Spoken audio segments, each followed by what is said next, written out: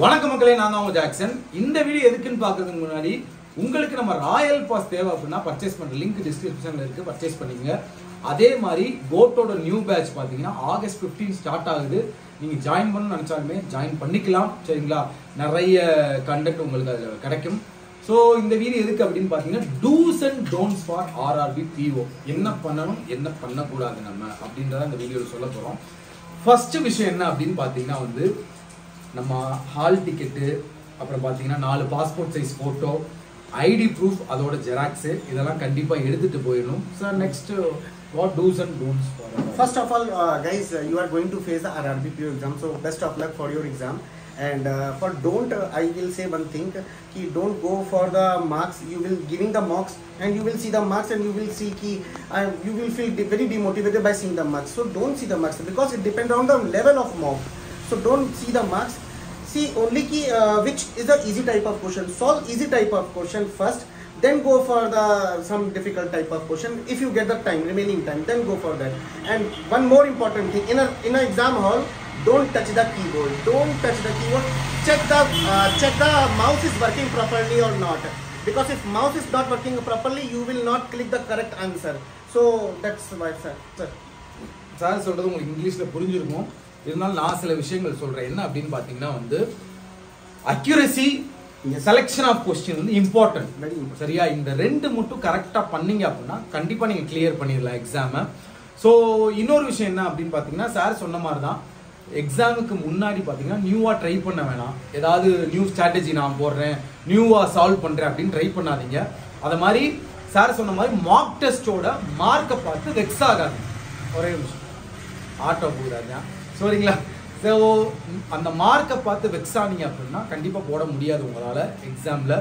அதே மாதிரி confident level ஹையாக இருக்கணும் உங்களுக்கு, சரிங்களா? அப்படி இருந்தால் தான் நம்மளால் கொஸ்டினே சால்வ் பண்ண முடியும். உங்கள் மேலே உங்களுக்கு நம்பிக்கை இல்லைன்னா கொஸ்டின் சால்வ் பண்ண முடியாது, சரிங்களா?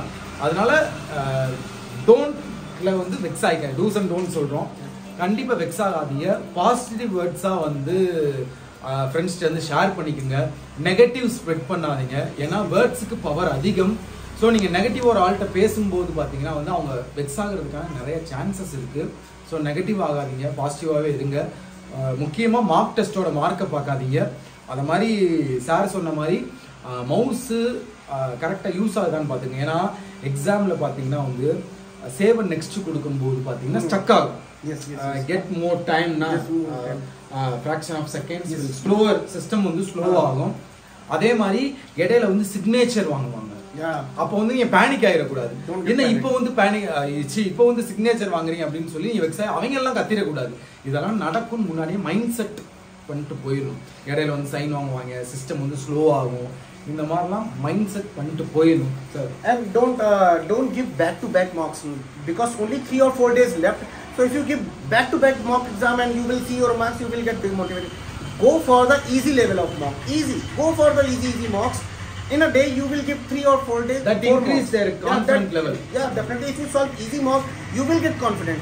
So give easy question, give easy mocks. That's it, sir. Okay, that's it.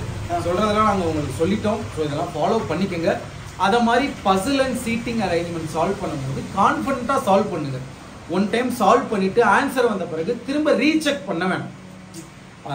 சில ஸ்டூடெண்ட்ஸ்லாம் என்ன செய்வாங்க அப்படின்னா some students like that they recheck 2 or 3 times they after solving puzzle.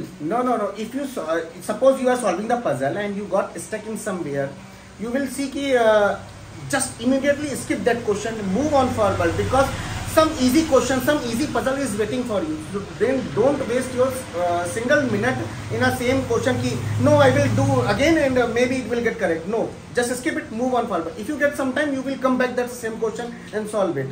அதனால 25 minutes இருக்கு நமக்கு. நீங்க எப்படி சால்வ் பண்ணனும்னா மிஸ்செலேனியஸ்லாம் ஃபர்ஸ்ட் சால்வ் பண்ணிடணும். ஆஃப்டர் பசில் சால்வ் பண்ணனும்.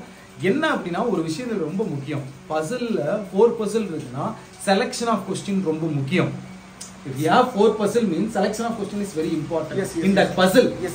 First easiest one தான் நம்ம செலக்ட் பண்ணணும். செகண்ட் அதுக்கப்புறம் ஈஸி, தேர்ட் அதுக்கப்புறம் ஈஸி, ஃபோர்த் மாடரேட்டா இருக்குது, சரிங்களா? ஸோ இப்படி தான் செலக்ட் பண்ணணும். ஒரே ஒரு விஷயம் யோசித்துக்குங்க, நீங்க நல்லா ப்ராக்டிஸ் பண்ணியிருக்கீங்க, கான்ஃபிடென்ட்டா இருக்கீங்க. உங்களுக்கு ஈஸினா For you easy means always for all people easy. சரிங்களா?